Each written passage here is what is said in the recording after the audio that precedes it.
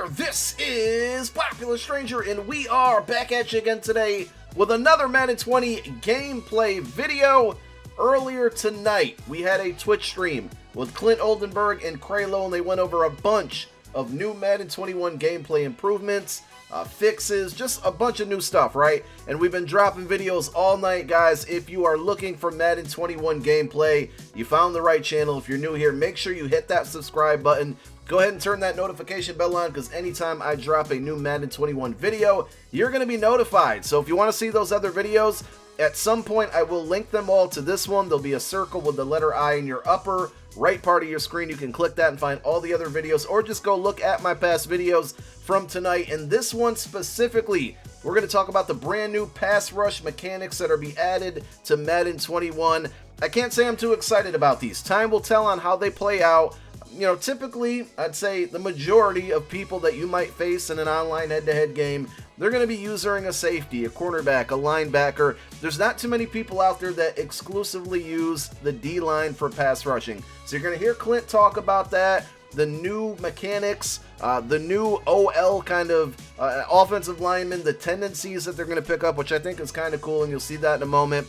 But there's new abilities to pass rushing, so if you do choose to use a defensive lineman, a defensive tackle, there's a bunch of different ways to chain moves together, where it's a spin move, a swing move, you know, different ways to get to the quarterback. The thing is if you just try to spam buttons, the offensive lineman that you're typically going against, he's going to remember your patterns. So if you do this all game, you got to try to switch it up, and you got to be a little bit less predictable. Also, they mention if you maybe, you know, move a player from right end to left end and try to, you know, confuse them, and then moving back to right end, that offensive lineman that was originally covering the guy, he's still going to remember those patterns. They don't get kind of reset or anything. So it's very interesting.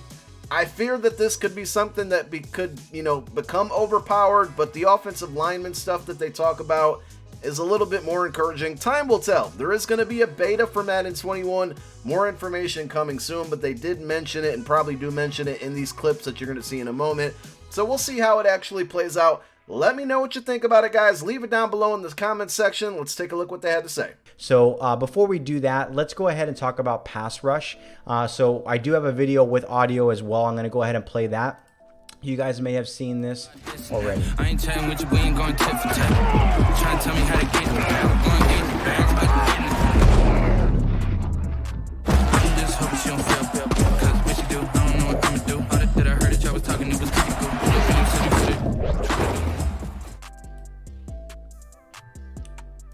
All right, let's go ahead and talk about pass rush mechanics. So Clint, I got a lot here regarding pass rush mechanics. Now there was another video. This one doesn't have audio. I'm gonna go ahead and play it. It's on a loop, you know, and I think a lot of people, when they saw this in the deep dive video that Grady kind of voiced over, you see rush moves, you know, you see all you speed rush, but there's also some indicators that if you look closely, you'll see some markers on the offensive lineman that I kind of want to talk about. Not because I think the pass rush is kind of a full package. There's a lot more going on there than just kind of the moves that you're going to be able to do. So I'm going to go ahead and go over to some screenshots that I have right here on the controller. So if you want to talk about the pass rush mechanics on the controller, and then we'll talk about the offensive side of the ball, I have this screenshot up right now from the game controls. Yeah, there's a lot to talk about here. We're going to talk about both offense and defense. And as our players know who saw our trailers already, pretty straightforward. The pass rush moves are back on the right stick. Yes, they were there years ago. We've reimagined that system, very similar to our skill stick on offense. Branching is a thing. We want you to have full control of not only the move you want. So if you want to do a rip, you hit the rip direction. If you want to do a spin, you spin the stick. You're going to get that animation and that move that you want every time with this right stick. And you're also going to be able to branch from move to move at any time. What Agent K is talking about is the other half of the story, which is the strategy and depth that we've built into pass rush. We're going to start on offense, then we'll go over to defense. What he's talking about underneath the offensive lineman, you're seeing some meters under there, and they were really easy to miss in the trailer. That is a new feature called blocker resistance. And what these blockers are doing that's being displayed in those meters are remembering the history versus that pass rusher throughout the course of that game. So as you continue to beat him to a side, he's going to start remembering that you beat him to that side and build up resistance to that side. And it's going to make it harder for you to win to that side with your pass rush moves. And you're going to have to start countering back the other way. Another way to counter this is to change up your linemen, your defensive linemen. So let's say I got Von Miller on the right. He's done a bunch of moves throughout the first half against the right tackle. The right tackle's built up some pretty good resistance and memory versus Von Miller. Switch Von Miller over to the left side, switch Chubb over to the right side. Now that right tackle has no memory of Chubb because he hasn't blocked him up to that point in the game, and it's a clean slate again. And what's really neat about this is if you switch him back and Von goes back to the right tackle remembers what Von did up to that point. So that blocker memory is going to stay consistent over the course of the game. It does not carry over game. It's just for a single game, resets every game, and really makes you have to be a little bit more strategic about how you want to use those pass rush moves. Now, more strategy in that vein is on the defensive side of the ball.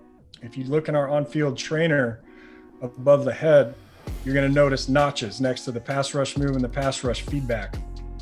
Those notches are the pass rusher's budget of moves on that play. So if a pass rusher has 5 notches in his on-field trainer, he could do a maximum of 5 moves on that play. And you only regenerate 1 move between plays. And in some cases, you can regenerate more, albeit through abilities or halftime or 2-minute warning, you may regenerate 2. But when you run out of moves, you can no longer perform any pass rush moves. So you can't just spam moves over and over and over until you get a win. So the goal here is to bring more strategy and agency to the pass rush experience. And may I even say, challenge some lurkers to occasionally make decisions about when they want to control a pass rusher. So a meta game. Exactly. Awesome.